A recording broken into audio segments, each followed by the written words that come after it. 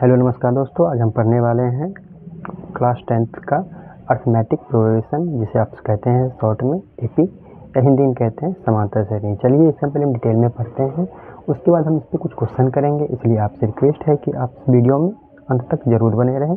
चलिए सबसे पहले इसका इंट्रोडक्शन क्या है, इसका परिचय दिया है। क्या किसी भी क्रम का समान अंतर का पर बढ़ना या घटना समांतर श्रेणी का पहचान होता है। तो सबसे पहले पहचानेंगे कैसे हम, जब भी देखेंगे यदि हमारे पास कुछ सीरीज दिया हो, क्या दिया हो, सीरीज दिया हो, क्रम दिया हो, उसका हम डिफरेंस देखते हैं सबसे पहले। जैसे हमारे पास एग्जांपल है 4, 8, 12, 16, 20। यहाँ पर देखिए डिफरेंस कितना है इसका। 4 से 8 मतलब इसमें +4 इंक्रीज हुआ है, 8 से 12 +4 इंक्रीज हुआ है, 12 से 16 +4 इंक्रीज हुआ है, 16 से 20 +4 इंक्रीज हुआ है। तो हम देखते हैं यहाँ पे समान रूप से क्या हो रहा है, ये इंक्रीज हो रहा है। तो हम क्या कहेंगे, ये पद ईपी में है। किसमें है पद, ये ईपी में हम कह सकते हैं। इसका परिभाषा है। आप चलिए नेक्स्ट स्टेप क्या है इसका परिभाषा। यह एक ऐसा क्रम है जिसमें हर टर्म के बाद आने वाली टर्म का डिफरेंस सेम होता है।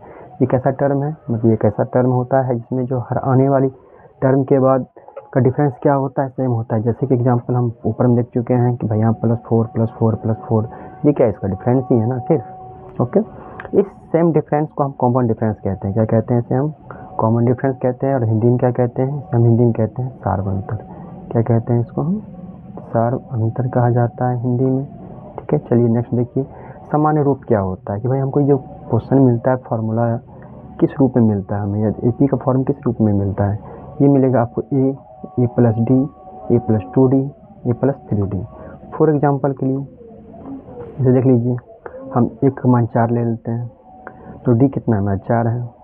तो 4 + 4, 4 + 8, 4 + 12, तो हमारे पास प्राप्त हो गया ये 4, 8, 12, 16। ये क्या है, हम इस रूप में हमें प्राप्त होता है कि मतलब जो सेकंड पद में क्या होता है, डी जोड़ दीजिए, थर्ड पद में दूसरे में डी जोड़ दीजिए, चौथा पद में तीसरे में डी जोड़ दीजिए। यहाँ ए क्या होता है, सबसे पहले क्वेश्चन यहाँ पे यह है कि ए क्या होता है। ए हम बोलते हैं प्रथम पद को, किसे कहते हैं, प्रथम पद को। और डी बोलते हैं हम सार्वंतर को। ओके दोस्तों, अब हमारे पास अगला पॉइंट है कि अगर डी धनात्मक हो, अगर क्या हो, डी धनात्मक हो तो क्रम बढ़ता है। तो इसमें हमें दोनों प्रकार क्रम देखने मिलता है, बढ़ता क्रम भी मिलेगा देखें और घटता क्रम भी देखने मिलेगा।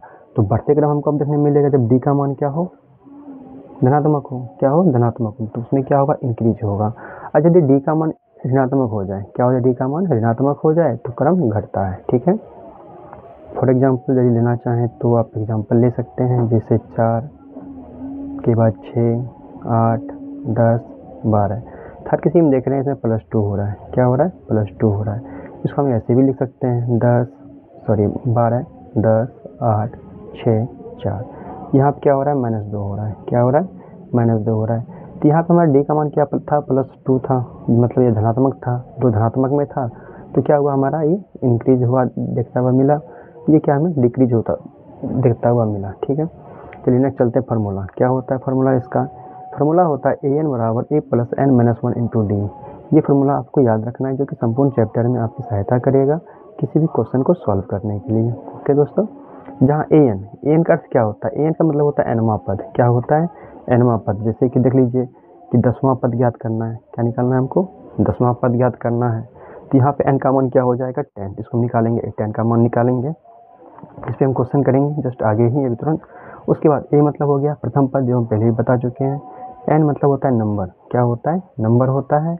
और डी मतलब होता है सार्वंतर। चलिए इसको हम एग्जांपल समझते हैं। तो हमारे पास क्वेश्चन है AP = 3, 7, 11, 15 का 10वां पद ज्ञात कीजिए। तो हम सबसे पहले क्या निकालते हैं, लिखते हैं गिवन। क्या लिखेंगे हम, लिखेंगे गिवन। क्या सब दिया वो लिख लीजिए। सबसे पहले ए का मान दिया हुआ, ए कौन है, मतलब प्रथम पद। पहला पद क्या है इसका, 3 है। ओके, डी निकालना हो तो डी कैसे निकालते हैं, तो दूसरा पद में पहला पद घटा दीजिए, आपका डी का मान निकल जाएगा। दूसरा पद क्या अपना +7 है, घटा 3, क्या आ गया, 4 आ गया। क्या आ गया, 4। अब देखिए पद कौन सा निकालना है हमको, 10वां निकालना है। तो एन का मान क्या हो गया, 10। अब लिखेंगे हम an = a + a - 1 × d। ए का मान हो गया 3, एन का मान हो गया 10 - 1 और डी का मान हो गया 4। ये हो गया मेरे पास 3 जोड़ 9 × 4, यानी कि 9 × 4 = 36 जोड़। ये क्या हो गया, 39 हमारे पास क्या आ गया, ये आंसर आ गया। तो 10वां पद क्या है हमारे पास, ये 39 है। ओके दोस्तों, चलिए आगे चलते हैं। हमारे पास सेकेंड उदाहरण है कि AP 5, 11, 17 का कौन सा पद 50 होगा। अब देखिए इसको सॉल्व करना कि भाई कि कौन सा पद जो है मतलब कितने नंबर पे 50 आएगा। चलिए हम देखते हैं। तो क्या सब दिया हुआ है हमारे पास, लिखते हैं हम गिवन। तो A का मान क्या है, 5 है। D का मान क्या है, 11 में 5 घटाइए तो 6 आ गया। और N का मान तो दिया हुआ नहीं है, लेकिन हमें पद दिया हुआ AN बराबर 50। क्या दिया हुआ, 50। तो हमने रखिए इस पे मान। तो AN बराबर हो गया A plus N-1 into D. AN का मान 50 है, तो A का मान 5 है, N का मान नहीं दिया हुआ है, 6 हो गया। 50 बराबर 5, 6N माइनस 6, 50, 5 में 6 गया -1 प्लस 6N, इसको इधर ले आइए। दोस्तों हम क्या करेंगे, 50 इसको इधर 1 को इधर ले आते हैं, 6N आ गया। तो हो गया 51 इक्वल 6N। N का वैल्यू हो जाएगा N 51/6। यहाँ हम देख रहे हैं क्या 6 से तो ये क्या मान कटेगा नहीं। तो अतः हम क्या कहेंगे, जहाँ पे N का मान क्या है, पूर्ण नहीं आए, क्या ना है, पूर्ण नहीं आए, तो हम क्या बोलेंगे, 50 इस AP का 50 इस AP का पद नहीं है, पद नहीं है। ये पद तभी हो सकता है जब ये N का मान संपूर्ण हमारे पास आ जाए, तो हम कहेंगे क्या भाई ये AP का पद है, नहीं तो हम कहेंगे ये पद नहीं है। चलिए दोस्तों, आपके लिए कुछ क्वेश्चन है यहाँ पे, अभ्यास प्रश्न, जिसका आंसर आप हमें कमेंट में ज़रूर बताइएगा। तो AP का कॉन्सेप्ट आपके बोर्ड एग्जाम में, अब चलिए हम बात कर लेते हैं भाई कहाँ कहाँ यूज होता है इसका। तो आपको बोर्ड एग्जाम में हो, कॉम्पिटेटिव एग्जाम और रियल लाइफ कैलकुलेशन में बहुत काम आता है फार्मूला याद रखने से।